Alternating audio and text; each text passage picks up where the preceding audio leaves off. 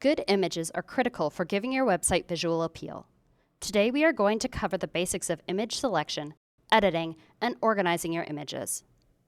The first step is to select a good image for your site.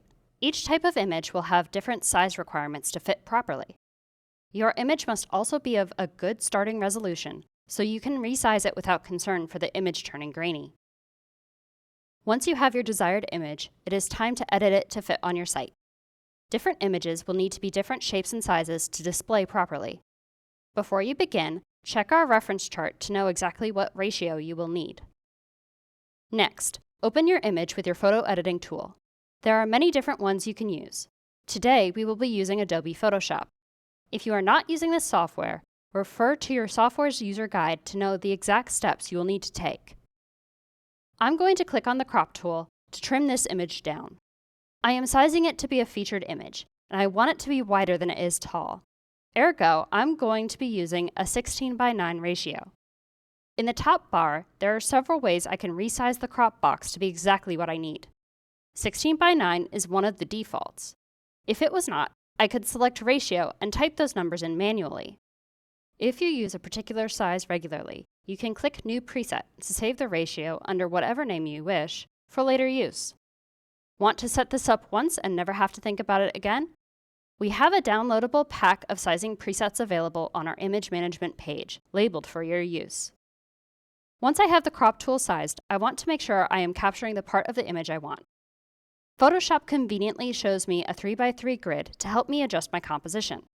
In most instances, you want the subject of your photo to appear in the middle third of the image. With people, you want to ensure the subject is shown from either the waist or shoulders up, and their face needs to be in the middle third of the image. Need to zoom in on an area? You can adjust how much of the image is being cropped by dragging the corners of the crop area. The box will stay the same ratio for you, so you don't have to worry about that. You move the crop box by clicking in the middle while the cursor looks like a black arrow. Move the crop box around till you have things aligned as you wish. Once things are in place, click the checkbox here to save your changes. If the crop looks good, capturing everything you'd like while keeping the image quality high, you will now need to export it. There are a few ways you can do this, but we will be using Export for this. In the top navigation, click File, then Export. On this screen, we need to check the file size we are working with. Images need to be under 2 megabytes to go on a SiteMasonry site. This is because, regardless how small an image looks on a page, the full quality of it has to load. If the file size is too large, then the site takes a long while to load.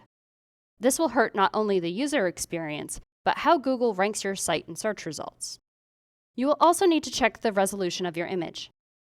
We have on the image management page guidelines on the maximum and minimum resolutions for images to show up well on the site. Your image will need to sit within those resolution numbers as well. If you have the image resolution at the correct size and the image file size is still too large, you may need to change the file type. While you may upload PNGs or JPEGs, JPEGs tend to have a smaller file size. If the image is still too large, try saving it as a JPEG. Once your file meets all the necessary requirements, it is time to save it. It's important to organize your images well so you can easily see what you have. We advise using a standardized naming scheme throughout your website. One such schema is the photo description, the ratio of the image, and the number of the original photo, if available. This lets us not only quickly know what the image is about and what the file size is, but how to find the original should we need to reference it. Save your image somewhere you can find it on your computer so you can upload it to your website. Thank you so much for taking the time to learn more about editing and organizing your images. If you have any questions, please use the help forms on the SiteMasonry support site to submit a support request.